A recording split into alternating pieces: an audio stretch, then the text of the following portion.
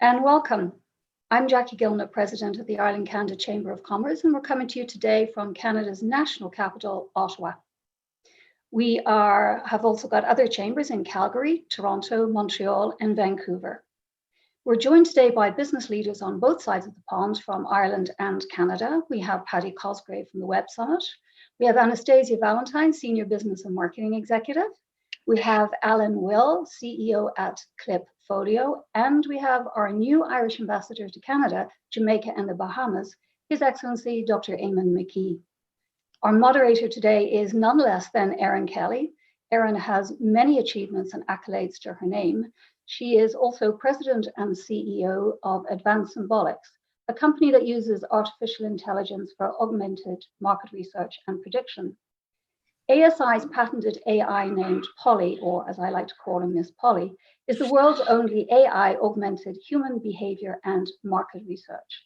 Polly came to fame in 2016 after correctly predicting both Brexit and Trump election, and she's the AI of choice for leading consumer companies such as MasterCard, General Electric, and Disney. She is also very well known in the medical research field for her work in pandemic prediction, pharmaceutical research, and mental health.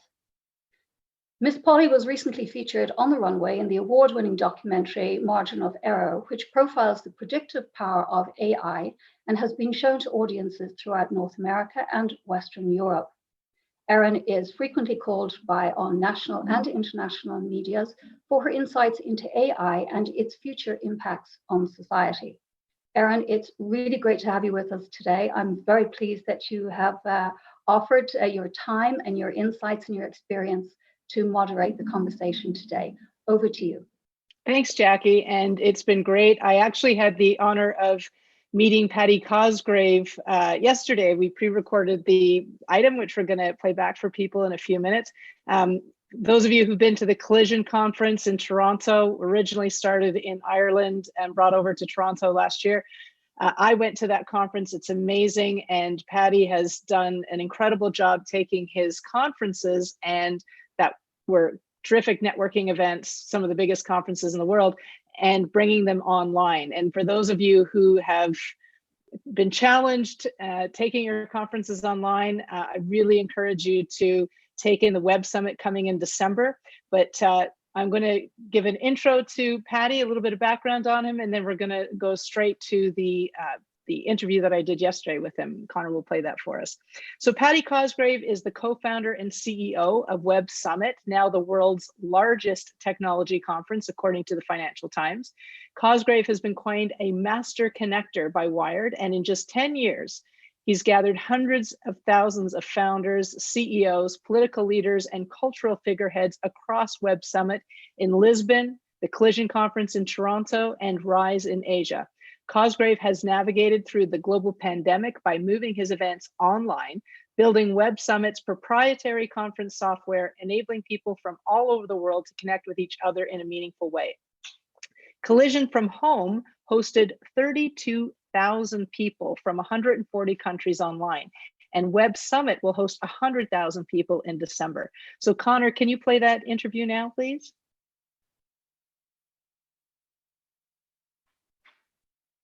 Welcome, Paddy. Thanks for joining us. You're in Dublin today?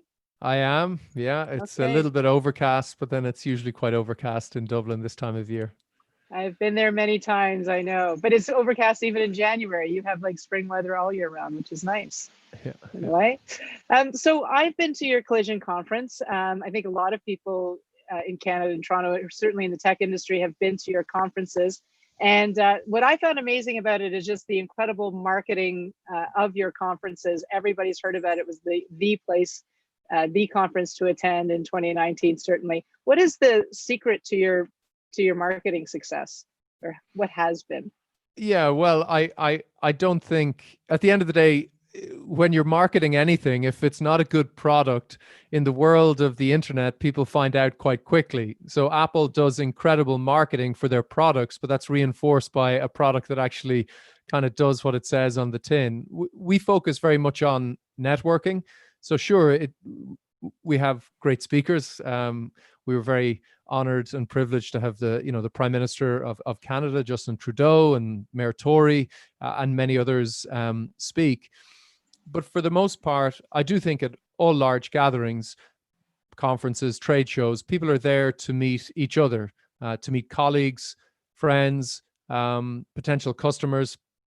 And our focus is on designing events that try and maximize networking outcomes for people that attend. And we do that by building a lot of software that is your kind of power tool, or this superpower that you get to hold in your hand, usually a mobile app. And we make it really, really easy for you to find the right people to meet, and for the right people to hopefully find you as well. And you're not using the mobile app or the web app to spend too much time on. You're just using it as a really efficient way to meet people. It's kind of like Tinder for conferences. Essentially, that seems to work, and people like the conferences and our approach. Our approach doesn't just work in Canada. The largest tech conference in maybe in the world, but certainly in Europe, is Web Summit, and then in Asia as well, we've taken the same approach. And with event in Hong Kong, and it just seems to work. Networking is the purpose of events, and it's something that we try and focus a lot on. Yeah, I can't agree with you more. Now, of course, networking at events took a huge hit with the COVID pandemic and the closing of in-person attended events. What was it like moving Collision from home to the online world? Well, we were very fortunate as a large conference organizer. We're probably the only one that builds software. Our largest team is an engineering and kind of product and design team within the company. The company itself is very, very small, but that team is more than 50 people. And they've spent nearly a decade. Initially, it started as a very small team, really of one or two people. But they spend all of their time, and that team, as it's grown over the last decade, has spent time building software to enable people to network. So in March, when we announced that we couldn't run the event in Toronto in June, we got to work adding features to our web app. That's the software people use from their laptop or their desktop, and to our mobile app that would allow people to interact in ways that we think are great in an online environment. Video conferencing, so enabling speakers to do a giant Zoom call. Well, that's at this stage a very commodified technology, and it's not really the purpose of a conference. The purpose of a conference should be to enable people to use the virtual conference platform to network with each other. Sure, they should be able to see and listen and learn from the speakers, but more important than that, for both attendees and exhibitors, they should be able to network with people. So we built a lot of features to enable that to happen. There's lots of different ways you can do that, and people seem to really enjoy Collision from home. That was Collision online for the first time, which happened in June. So as opposed to taking place in Toronto, it took place online. And even some of the most cynical people in the world, jaded journalists who at that point had spent several weeks attending online conferences, said very favorable, and nice things. Was it perfect? Not from my point of view. Was there lots of things that we learned? Absolutely. And we worked very hard since trying to improve the platform. Absolutely. But at the core, I think a lot of online conferences are missing a trick. They're really online conference calls. They're not online conferences. What defines a conference is the ability to converse, I think, with other people. And that's what we focused on. And it worked for Collision. And I think it seems to be working for Web Summit. So we should have, at least 100,000 people joining us. And it's exciting. Yeah, no, I agree with you. It's all about the networking. And so to that end, when we're at one of your conferences, one of the cool things about a conference is you're always bumping into people, and you don't need to, it doesn't look artificial necessarily. You could just be standing beside the person and strike up a conversation and see if there's synergy. Is there an ability to do that with online conferences, or do you have to know ahead of time who you want to speak to and make that introduction yourself? So the answer in our case is both. So we wanted to recreate that serendipity of just walking around a venue where there's lots of people from your industry, so you have a shared interest.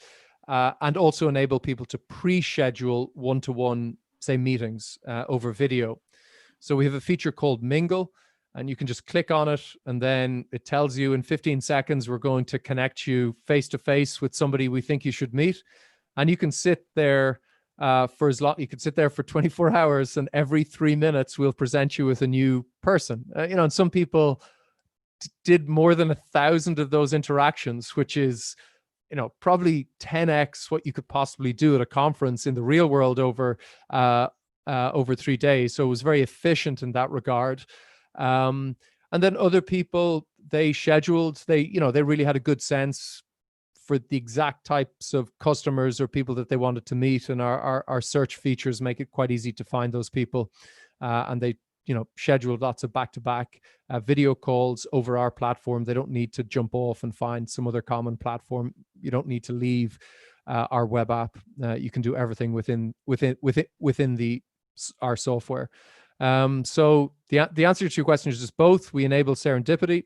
The serendipity isn't random. There's obviously some relatively sophisticated programming or algorithms on our side. I don't really like the term algorithms. It's just basically statistics that we're trying to infer who you are and who we think you should meet. And you can then rate that call. That gives us kind of feedback. Do you engage afterwards with that person? That tells us a lot more about your intent. And then some of the people we pair you with are just completely random, just because. A real conference, it's completely random, the people you meet, and you can never fully predict everybody that somebody should meet. And so sometimes you just go for complete random. So it's a bit of fun. People spent a lot more time on the platform than they did on site in the Enercare last June. So we also learned a lot about why that might be, and trying to make improvements to Web Summit based on that insight. That is really interesting. I think you probably got a lot of analytics there that a lot of people find very interesting. I come from an AI background, so that's I can totally appreciate that. So I have to ask you, do you think is there a future for online conferences even after the pandemic? I mean, is there a market for this, or is it just temporary until we can? Yeah, I mean, that's a very good question. On the one hand, our software will power some of the biggest conferences, trade shows in the world in 2021. So I should say, there's a huge future in online conferences, and everybody should use our software. In truth, I don't think that's actually the case. I think it's a great bridge to a kind of post-COVID world when there's a broadly available vaccine, which hopefully will be at some point in 2021. So I think the market in reality is quite small. However, I do think there is a good future in hybrid events. So we will sell tickets to future collisions for people to attend virtually. And what we saw for Collision was participation from New Zealand went through the roof for Collision from home, as opposed to in the real world. Why? Well, because to travel from Auckland to Toronto is going to cost you an arm and a leg. And sometimes, if you're in business, it's just a little bit easier on your budget to attend the event through other means. So I think it allows you to expand the geographic footprint of an event, and that will be appealing to certain types of global events. So those are my views. Yeah. Okay. And I agree with you. And not just the budget, but the wear and tear on your body to travel from Auckland to Toronto, I imagine. And a question for you. So you mentioned that your software is going to be powering a lot of the events around the world. So are you selling your software to event organizers outside of your own proprietary events? Yeah, that's correct. But we organize very large events. So maybe in the top 1% of events or conferences or trade shows in terms of scale. So the software we've built is specifically designed for very large events. It's kind of like, it's like there's just a lot of features And that's of no utility to most events. Most events are 500 people or 200 people or 1,000 people. And so our platform is totally unnecessary and over-engineered. So we're really just focused on 10,000, 50,000, 100,000 person events. And that's a very small market of very big events. And that's what we're focused on. So unfortunately we're not a kind, there's lots of other great platforms out there for the kind of 99% of events. Okay, good, fair enough. And so can you give us a sneak peek on what we should expect from Web Summit this year? Yeah, that amazing speakers. So, the speakers are possibly the best speakers we've ever had. I think that's partly because most people are confined to their homes and they're incredibly bored. And when somebody messages them and says, hey, Prime Minister of Spain or or Portugal India. or I don't know. Yeah. Oh, well, no, sorry. The politicians are very busy. I shouldn't say that. But some of the business people need opportunities to get out, at least virtually. So I think we've been very fortunate. I think a lot of the features at Collision, that was our demo day effectively. So they will be much more mature, stable, and richer. And there's going to be a couple of thousand Canadians at Web Summit, and we're looking forward to welcoming them all from their homes live from Lisbon. Great. So thank you very much. And that was just a thrill, like I said, for me to hear about how Paddy has adapted his business to adjust to our current times. And I hope all of you, if you're involved in technology, check out Web Summit in December. It really is. I've been to a few of the online conferences. Obviously, some are doing a better job porting over than others. Collision is just, top notch. And I went to that one, and I'm sure Web Summit is going to be just as impressive. And as Paddy said, that ability to do this serendipitous networking is really, really key, I think, to his online offering compared to some of the others that we've seen. So keeping on the theme of networking, the original networkers in the world were, of course, the diplomats and the ambassadors who have the job of networking internationally for business and for political reasons. Can imagine how difficult that must be to do in this environment, but especially if you just came to the country in the middle of a global pandemic and nobody's going out and it's got to be really, really hard to network. And we're going to find out how we do that, how you do global networking as a diplomat in the middle of a global pandemic. Our next guest is Eamon Mckee, so Irish ambassador to Canada, Jamaica, and the Bahamas, His Excellency Eamon Mckee.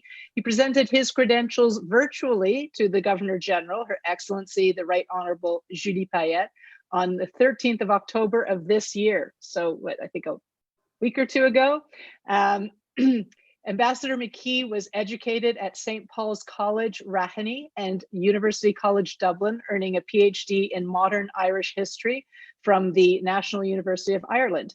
Ambassador Mckee joined the Department of Foreign Affairs in 1986, serving in the Anglo-Irish Division, Washington, New York, Irish Aid Political Division as the UN Director and Director of the Conflict Resolution Unit, and Trade Division, appointed ambassador to Korea in 2009 and to Israel in 2013. Ambassador Mckee is an avid reader of history and indeed loves writing about the subject too, which gives him a very interesting perspective on some of the biggest challenges that the world is facing right now. And indeed, very big challenges. Welcome, Ambassador. Thank you for joining us. Thank you, Aaron.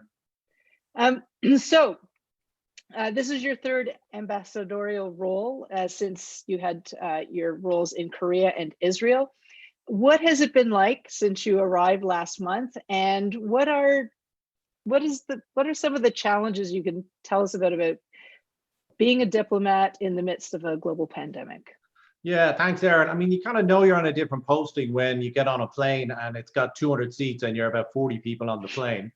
The airport is empty. You get to Toronto Airport, there's hardly anybody there. You get to a house and you spend 2 weeks in the house and you're not allowed to leave it. So you're not, you know exactly that this is, something very, very different. It's a very odd way to start a diplomatic posting because you know, where I went elsewhere, you know, Israel and Korea and so on, your job is to go out and meet people. It's to understand the place, because, you know, and we do a lot nowadays, of course, on webinars and distance and all of that. But really, the value added of a diplomat is that you're living in the country and you get to know how that country operates, what the people are like. And you can't do that by being away from it. You have to be living in it. And I think that's where, you know, you realize that all systems are different. People have different psychologies and ways of interacting. There's a business culture, and business about people. So you can't do the business unless you know the people. So I think one of the great barriers is, you know, trying to understand the environment you're in without actually meeting people. So I think what makes it easier in Canada is we're obviously English speaking. You know, I've spent some time in the United States. Canada is not the United States, but there are similarities there. But that can be a false narrative too. I think you can't get deluded by the familiar, if you know what I mean. So I think it just takes time, and you just have to use the technology. But yeah, it is challenging. It's very different. It's just going to take you longer, I think, to kind of get the nuances and understand where you're operating. But you know, in relation to some of the other questions you put to Patty, for example, I do think the future is a mix, you know, for all kinds of reasons. But you know, the mix is going to be a lot better than just the platforms we use now. And are you getting some tips from Dublin about how people are in other countries, how they're doing that networking? What are some of the, I know we can't go to in-person events and you can't go to the Chamber of Commerce dinners, or so how are you meeting? Are you going to the virtual seminars, as Patty said? Yeah. I mean, we had a conference of heads of mission in September, and we kind of shared notes at that, you know, but we're all doing the same thing. We're all kind of you know, using webinars, using Zoom. We have a CMA system in our own department. You know, we're all investing in, you know, new technology. You know, I think that's going to be a big thing for all the missions, you know, the proper cameras, the proper lighting, the proper sound system, podcasting, vlogging. You know, these are all new ways of conveying your message and engaging with people. I mean, one of the advantages, I think, is that, you know, your Irish community in any country can connect with you in a way that they couldn't before, because you inevitably, what you did was you did an event and you hosted something, and it would be hosted in, you know, here the residents in Ottawa, or in a venue in Toronto or in Vancouver. Now when you host an event online, anybody anywhere in Canada can kind of log in, and you are in their living room. So there are advantages from that point of view that I don't think we should lose. We you know, you can record events and they're online, like this event, so that people later on can catch up and you can follow those kind of metrics. So I think, you know, COVID has been an accelerator. You know, it's been an accelerator of the positive things like better platforms. It's an accelerator of the negative things. You know, all the things you said you had to do and you never got around to doing, you suddenly, COVID exploits it, and you suddenly find yourself behind and catching up. So it's a different world. I think but it is going to be a hybrid world. I think all missions around our network certainly will be using the technology we've discovered and the upskilling that we've been engaged in for the future. But we would love to get back to, you know, lunches and dinners and meeting people, and the face-to-face, and visiting cities, so you can get a real sense of it, you know. So yeah, COVID has opened up new opportunities on that level. But the traditional ways of meeting people and getting to know a country still mean living and interacting with people. Yeah, absolutely. I agree. Now, I know you've only been here a short time, but it's great for us to have sort of a new perspective. When you look at how Canada, and I think you were here for the throne speech recently, so when you look at how Canada has adapted or reacted and the policies we've put into place, is there anything you feel we've done particularly well that you're telling your counterparts over in Dublin, oh, here's what the Canadians are doing really well? And are there any tips for us in terms of what you've seen is working in other places about how to adapt, how to support our people, keep business going? What are your thoughts on that, the sort of best practices around the world? Yeah, I mean, I think one of the things which has been very valuable is that our mission network has reported extensively back to headquarters and to the centralized response team that we have back in Dublin on what other countries are doing. And that's been really valuable to measure what we're doing and informing our choices. And we've got John Boylan here as Deputy Head of Mission, has been doing great work reporting back on developments in Canada and the provinces about how we're responding to COVID. Very interesting reports from Vancouver as well, from Frank Flood, our Consul General over there. So that's all goes back into the mix in Ireland. And you kind of pick and choose. The caveat I would enter, though, is that all systems are different. They're organized differently. Governments, some are, in Korea, for example, it's a presidential style government with appointed ministers like the United States. In Israel, as in Ireland, it's parliamentary. So the ministers are members of parliament. The bureaucracy and the leadership of the bureaucracy is different. Our healthcare systems are all different. So, lesson sharing has to be very, very carefully modulated, but there's no doubt that how countries are responding reflect our culture. So, for example, in Korea, it's a very disciplined, centralized system. Socially, it's much more modulated, as it were. And so you've seen how they've reacted to it. The Chinese system is different from ours. Expectations are different. If you go to the Nordics, if you go to Norway, for example, social distancing has always been part of their culture because they put a huge emphasis on privacy. In Ireland, we have a very different culture. We meet people, we engage with people, so the social texture is very different, but I would say the thing that is in common is that the systems that respond best to COVID are the ones that have, and I'm not saying this just as an official, are well run, have good, strong bureaucracies, have, responsible agencies, and have collective sharing. So well-run systems are obviously doing better. The big difference between Ireland and Canada, of course, is you've got the provincial governments and federal government. And that's something that I'm trying to absorb. You read about it, but when you get here, you realize actually, yes, Canada is divided into the provinces, and there's, and it is so big. I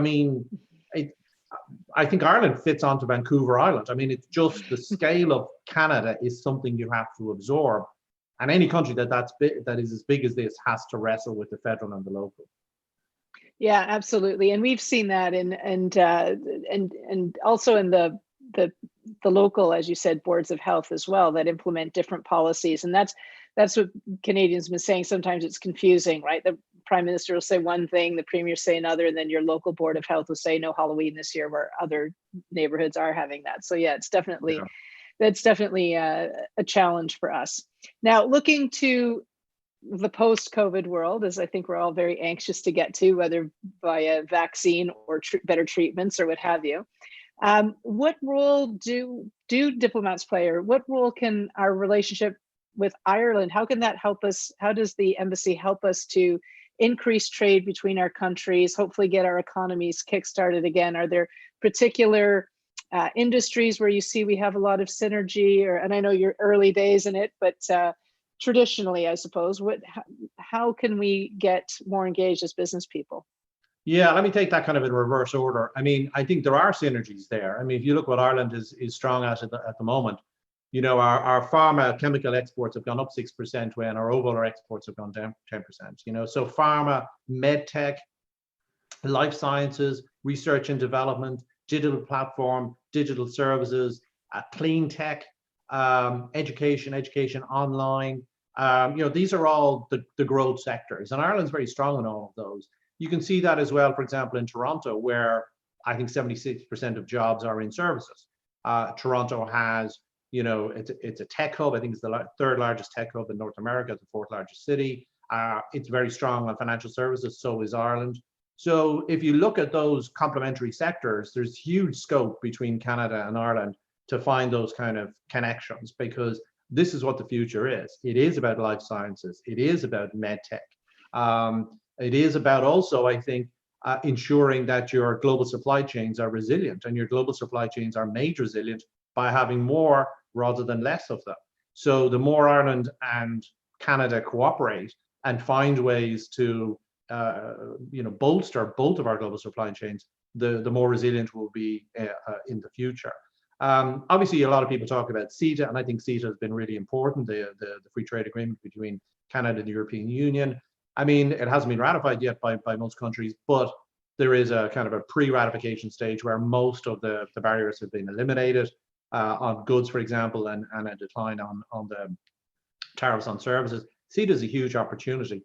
I think on the second point, then, I think it's about making Canadian businesses aware of the opportunities in the European Union. There is obviously a huge focus here on the United States, and that's just natural. Trade halves as distance doubles. You trade with your local partners and your neighbors in your known markets. However, economic resilience means you should have more than one market. You need to look abroad. And of course, the European market and the European Union is a massive, massive global market. And now we're going to have Ireland post-Brexit. It's the only English-speaking capital and the only English-speaking economy with a kind of common law system, very familiar to Canadians within the European Union. So Ireland is a tremendous platform for Canada. And this leads me to the kind of the first point, which is that this can only happen if Ireland is known in Canada. And the kind of modern, dynamic, business-friendly Ireland is known to Canadians, so that, when businesses kind of say, well, let's think about Europe, they need to think about Ireland too. And that's the job of the embassy. The job of the embassy is to make sure that we're high impact, we create visibility, we create events that put Ireland on the radar screen in the different sectors, as well as through the chambers of commerce and the fantastic work, for example, that the Irish Chamber here in Ottawa does, but also the other chambers, making sure the Irish chambers across Canada are high impact, that where they need help from us, we can give them that help, but also then focusing in on the sectors that we think we can make an impact. Because ultimately, it's about networking. It is about connecting people. An embassy is not going to generate business. What it can do is get the people who generate business together and find projects that will succeed. Yeah, and I agree with you 100%. I think in Canada, we don't think enough about Western Europe. My company, we do as much business in Western Europe as we do in the United States. That's a little bit by fluke because it happened because the Canadian government encouraged us to go on a trade mission a couple of years ago.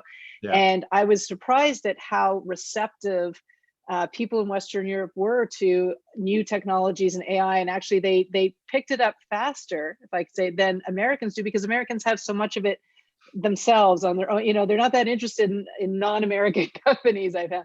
Now, and interestingly enough, a lot of the business that we do in the United States actually came originally from our European partners. So for me, it was interesting that we went there first almost, and that led to great business in the US. So to that end, how is Canada doing in terms of engagement with Ireland? I know I have been there. We're looking now to open up an office in Western Europe, and we're definitely looking at Ireland, the Netherlands, England. How are Canadians doing? Are we investing a lot? Are we underrepresented there? Are we about where you would expect, or is there kind of room for improvement there? Oh, well, I mean, I think there is room for improvement, but there has been huge improvement over recent years. I think Canadian foreign direct investment into Ireland has doubled over the last number of years. I pay tribute to Jim Kelly, my predecessor, and the team here did a fantastic job building a new platform in terms of the number of visits. I think we had 23 visits since 2017, including about 2 Taoiseach. So, that's a lot of hard work for the team here, but it's the way you open up doors and you build profile and you develop projects and so on. You mentioned trade missions. We had many more trade missions over recent years. That's absolutely critical because it's getting people to meet each other, and that's something that we need to get back to. So I think there's a renewed interest in Canada and Ireland, and we want to reciprocate on that. So I think the networking that the chambers do, for example, is really important, backed up by the high-level visits, and of course we have to use the media too. So you take opportunities that are presented by the media, the broad national media here, to make sure that you're getting your message across. Also, the embassy team here with Jim created the Irish Night on the Hill here in Ottawa, which I think they had 3 of them. They got better each year, where you had the politicians here that have and the political leaders who have Irish background turned up, but so did a lot of other people. That kind of networking is really, really important, So I think the relationship is really strong. It's been bolstered by the new Irish communities the new Irish immigrants that have come in and bolstered the communities here, particularly into Toronto and Vancouver, but across Canada, following the global financial crisis. Young Irish people, for many, going to Vancouver is a rite of passage. It's just become something to do and something very important in their lives. But I also think that the difficulties getting into the United States has meant that Canada suddenly loomed, larger in a way. And on a more kind of at a deeper level, there's been a process in Ireland of expanding the concept of what it is to be Irish.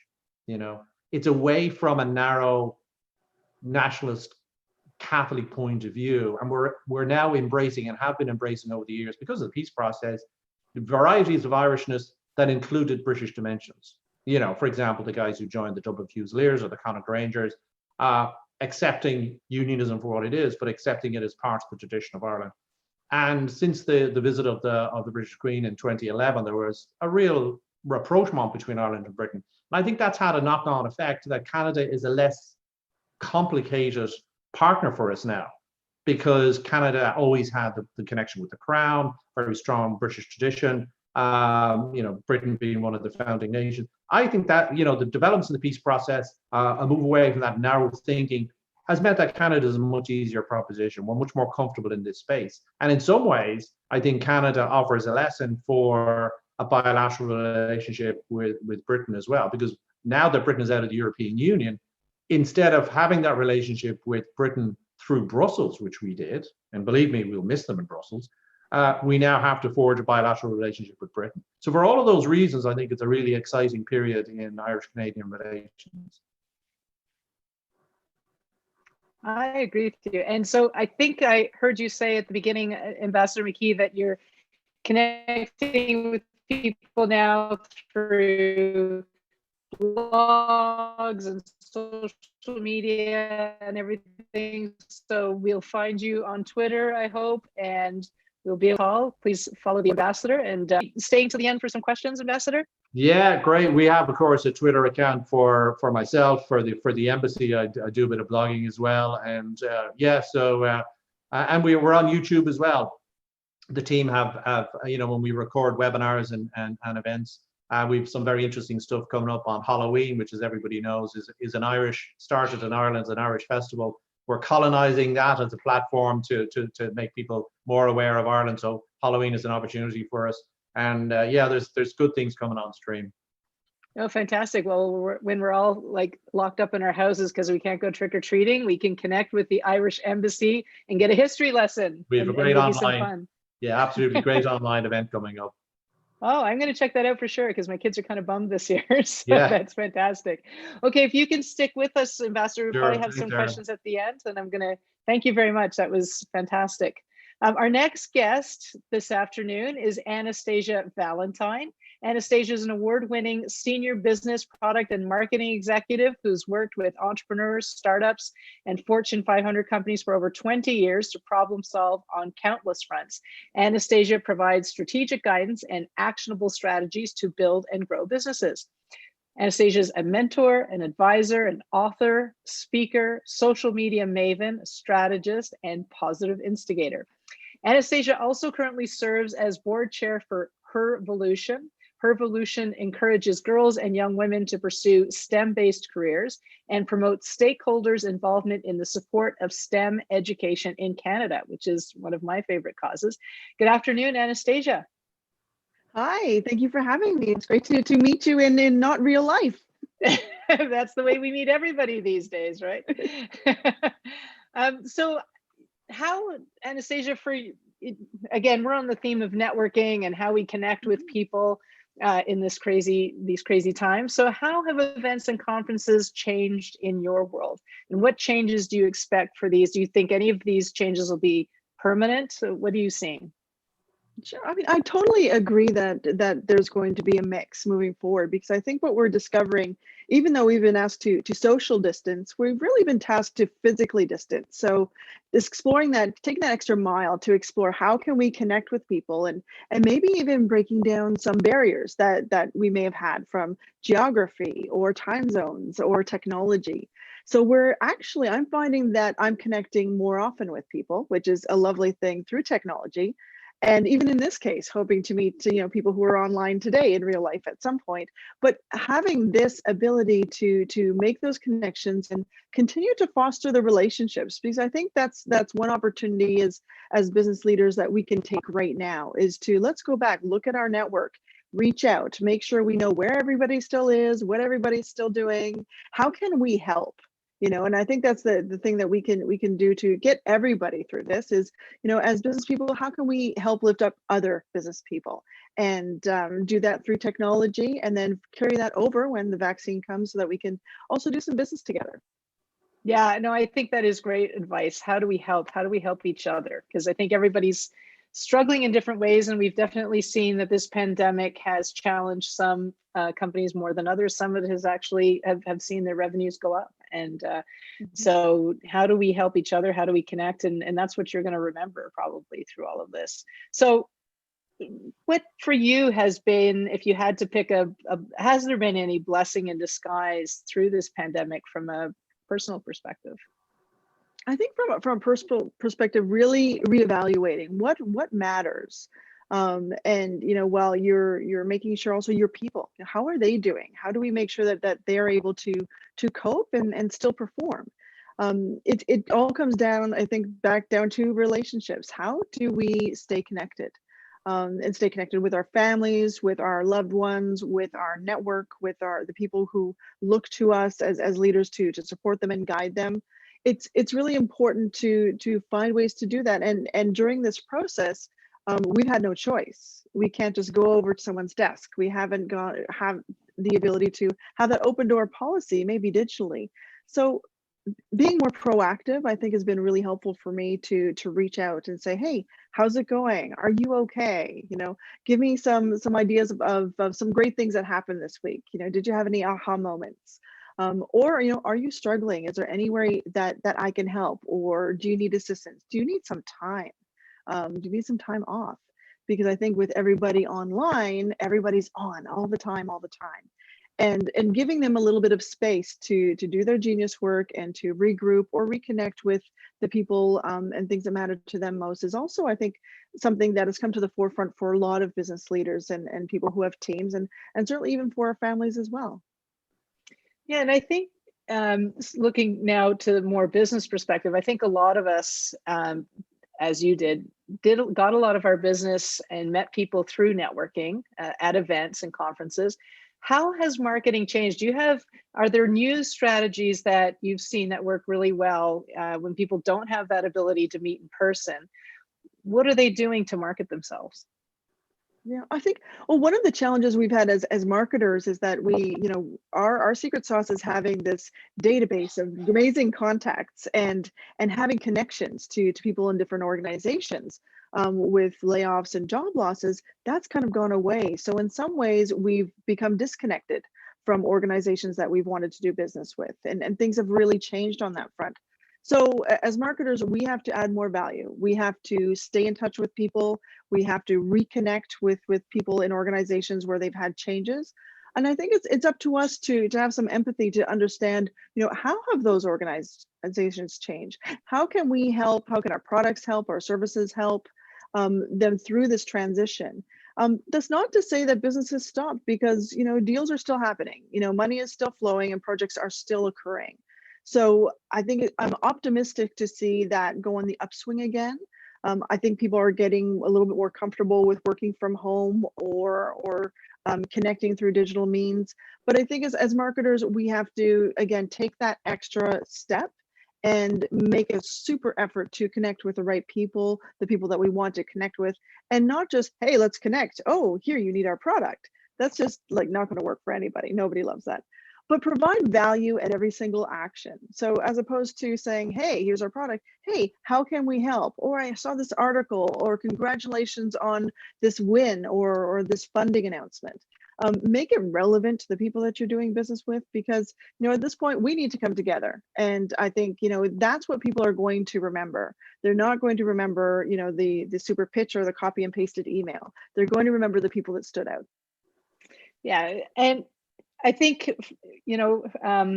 those of us who are, well, we're all at home, and some of us are going back to the office now, but for those who are maybe feeling isolated, maybe feeling down, maybe business has gone down, what advice would you give people? How do we stay positive and motivated in these difficult times?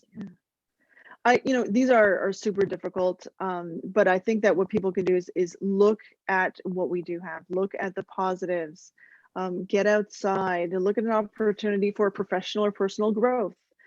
We have a little bit of time now, and I think we have had an opportunity to do a level set, and maybe have an opportunity to eliminate things that really didn't make much of a difference before, and incorporate things in our lives that, whether it be healthy living, learning, connection, whatever it happens to be. But I think that, if we're feeling that we're in a funk or in a rut, then that's where we have to say, just come back and just say, listen, we have a roof over our head, we've got food on the table, we've got people in our lives. That's the most important part. And then take it from there, and make sure that you're giving yourself the amount of space and self-care and connections with other humans in whatever way possible, whatever way that's safe. One of the challenges that my company's faced personally, we were in a major growth pattern just before COVID hit, and we've continued hiring during the pandemic, but I have a good chunk of my team now that I've never actually met in person, and they're kind of a little bit scattered in the country, like around the country, and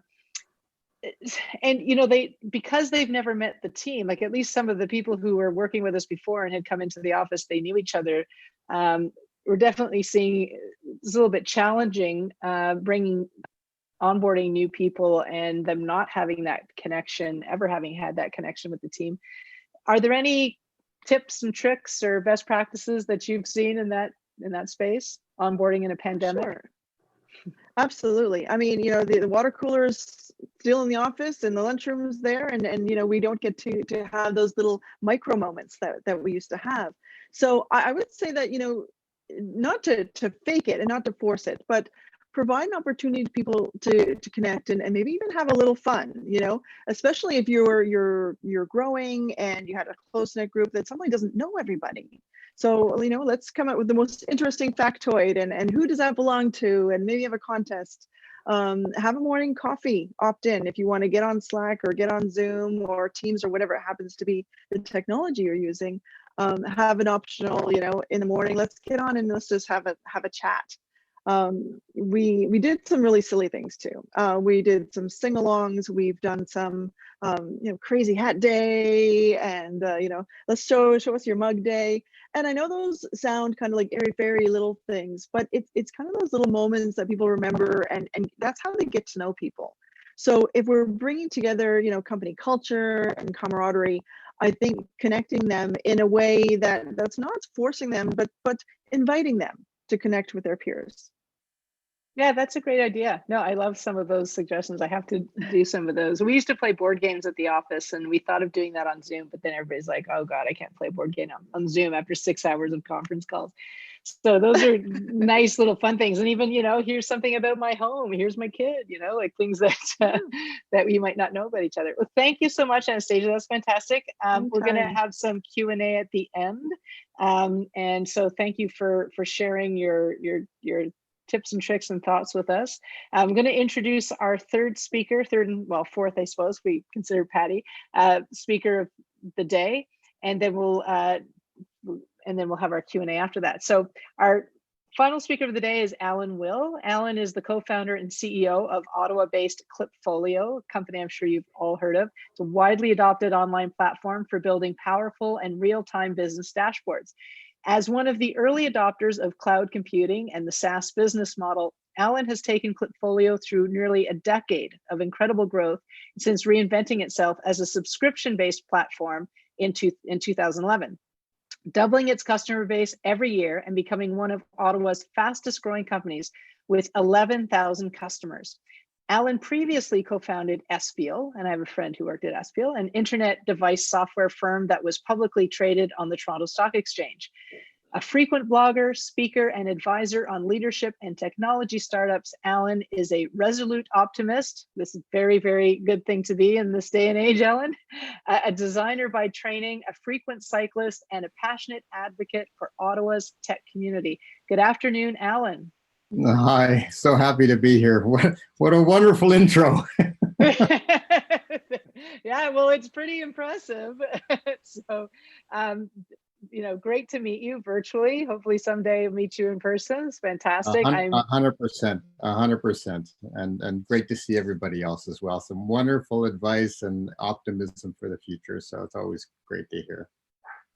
So I have to ask you then, as an optimist, as a self-proclaimed optimist, what was your first reaction to lockdown, and have your feelings changed over the past few months? Certainly, we've been monitoring the work that we do. People actually, oops, sorry, my AirPod came out. Sure. Yeah, how are you doing? So, I mean, you approach that question with many different hats, right? You approach it as, a husband, a father, a business leader, a friend, an athlete, whatever it is. And I think it comes in different waves, and it depends on, the empathy that you're feeling for the people you're interacting with. And, there's times where I feel quite worried and anxious about, the kids who I think have got it really hard in some cases, right? I'm thrilled that school's back in gear. So, and some sports are still allowed. So I think you approach it in different ways. I think at the office, there was a phrase that went around, and it really resonated. And I've shared it with many people as well. And that is, never let a good crisis go to waste. And it is very, very true. And Anastasia, you mentioned that as well. Things change, and you take stock of, well, what are the things that we need to do to sort of move forward? Because there's only the future. That's the only thing that really matters, right? And I think a lot of companies did that, and a lot of companies have benefited tremendously from looking at what are the things that they don't need anymore. How can they clean house? And once you do that, you paint a picture that has hope and enthusiasm, and people get involved again. So I think you have to do that, and I think people throughout the past couple of months have found things that are really quite nice about working at home. I spend probably 45 minutes to an hour every morning walking the dog with my wife. It's wonderful. Now what I don't like is I used to cycle back and forth from the office, and that was my daily physical activity. So, now I don't get as much physical activity. So you have to adapt and change. But I do think that people, for the most part, have figured out how to make that work, and how to take stock of what's good and what's positive, and where they need to make changes. I think that's happened, in all facets of their lives. I am worried about the winter, though. I think that's going to be another cold, long winter, and we're going to have to figure out, where does the game night come in? How do we need to, step up our interactions? So there's always new challenges, but we will overcome them. Absolutely. Yeah, I agree with you. I'm really fearing the winter, long winters sitting in the house. Let's fear it together. Let's fear it together. Easier that way. Maybe we can come on the webinar together and talk about how we're coping with it. Absolutely. So speaking of coping, how has Clipfolio adapted? Like, what things are there different, what are the main things that maybe you're doing differently, aside from everybody working from home? But as a company, are you marketing yourself differently? You mentioned getting rid of some practices that were you've discovered aren't any good anymore. What are some of those, say, top 3 things that have changed for you? Yeah, 100%. So I think from a financial point of view, we've always been very growth focused, and we almost immediately went to being a cash focused business. So, and I think a lot of companies have, out of necessity, out of being prudent. I think a lot of companies have all of a sudden said, our North Star right now is cash.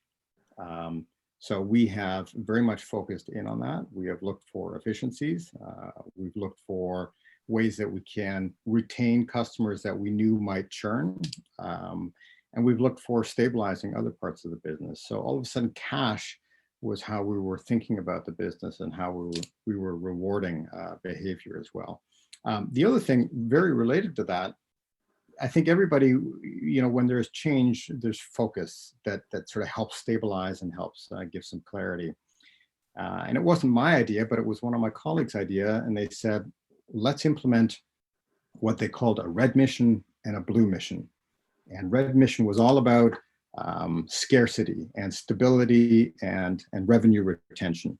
So let's do whatever we can. And these people are going to be focused on red mission, very important for the future and the sustainability of the company.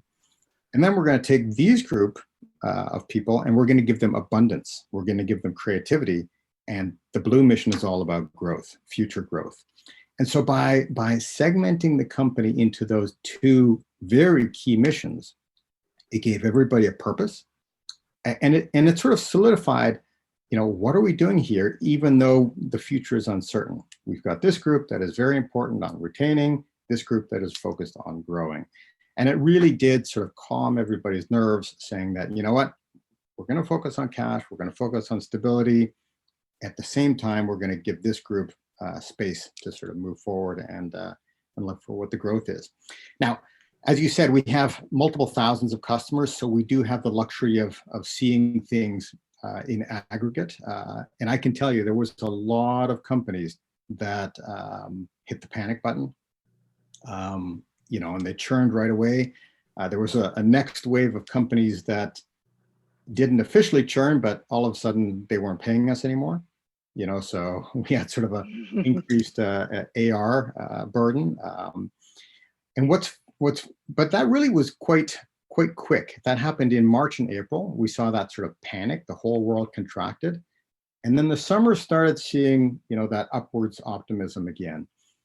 Unfortunately, what I'm seeing now is I'm seeing a divergence again. And I'm seeing that there is a group.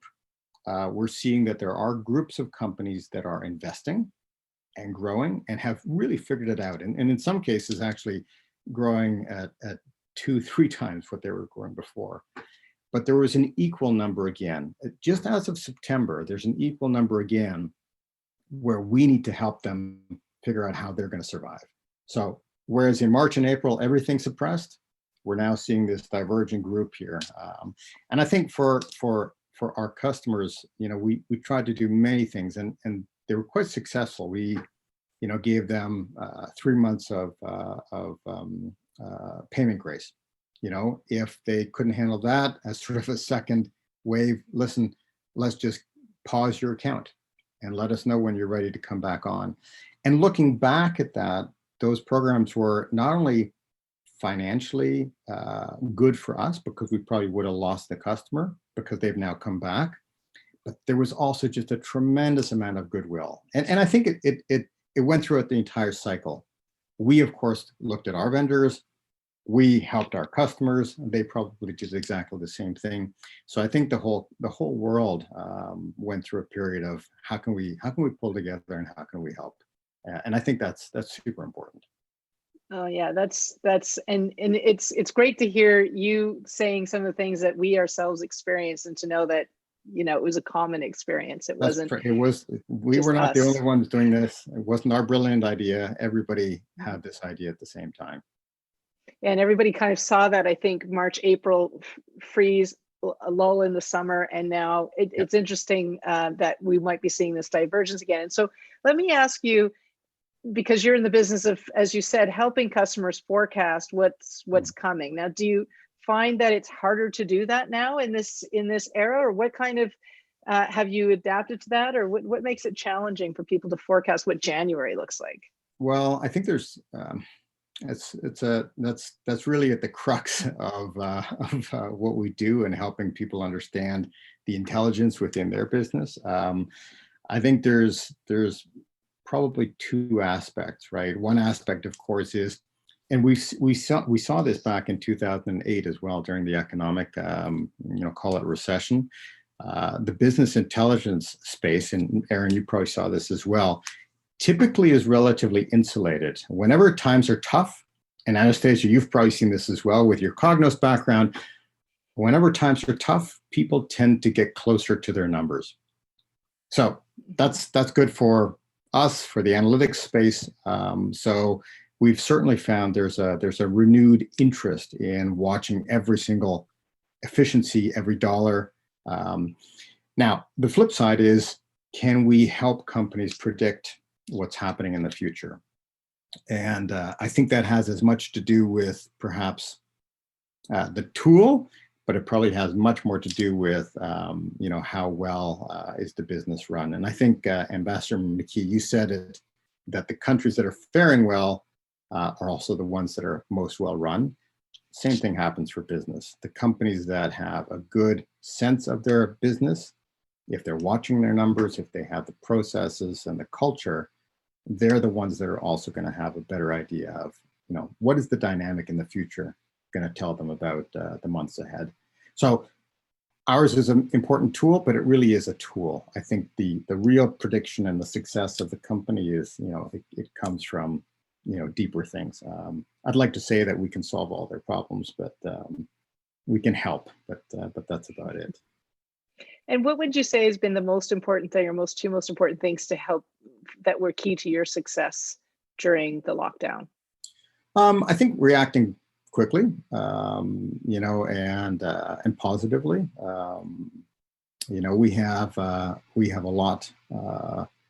lot of customers that we can be thankful for and rely on us. I think we have a very strong product that we're proud of.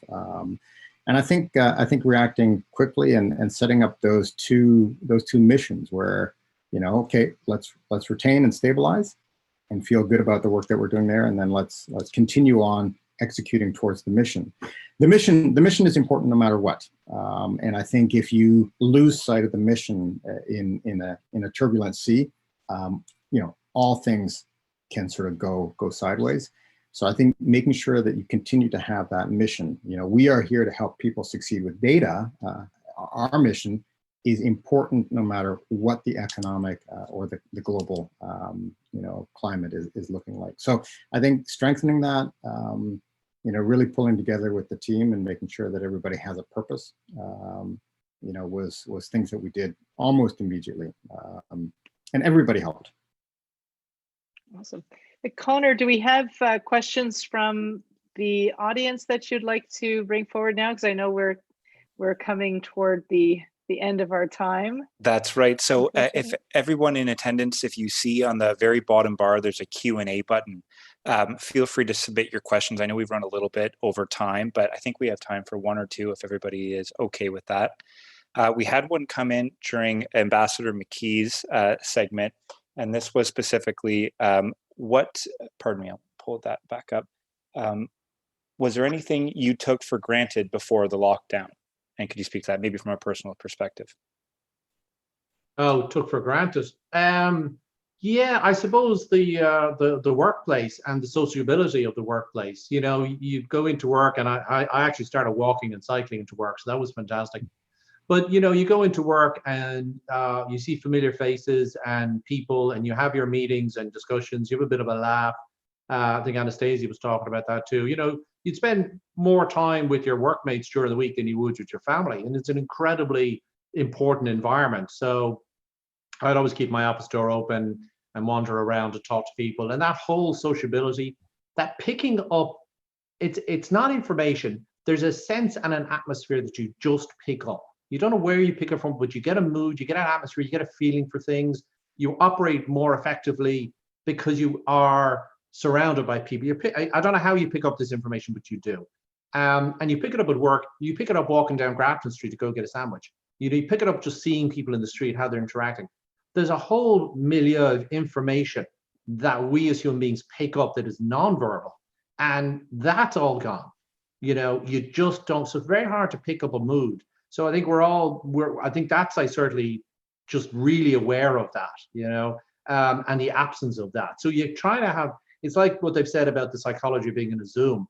You're missing the facial signals. There may be a couple of seconds behind what the person is saying. So your brain is scrambling to keep all of this, make all this sense, so it becomes tiring. But you're also reading newspapers and looking at the TV to try and compensate for the information that you would just get from standing at a bus stop, or running into somebody that you hadn't met for a few years, or just picking up all of that. So I think I certainly feel that loss. Yeah. I will certainly echo that as well. The all hands that we're doing on a monthly basis are much more difficult. Being able to read the room is definitely more of a challenge. So Zoom and Google Hangouts needs to somehow bring an empathy meter into the interface. Anastasia, would you have any thoughts for the same question? Something you took for granted or you might miss from before the lockdown?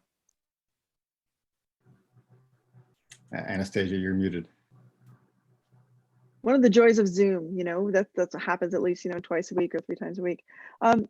I think for me, I really enjoy the people that I work with, and I think to everyone else's point, it's really, having that vibe and that culture that surrounds you when you're at work, and being able to say, okay, I'm at work now. I'm in the zone, and and not having, now we don't have that dividing line. So I kind of miss going to a place or having that. So looking for ways to find out, maybe I do a faux commute and walk around the block in the morning to start my day. But missing the people for sure. I've got one for Alan as well. Have the federal and provincial governments missed any critical issues in their support for the business community beyond the support for individuals who I so care about? That's a big question.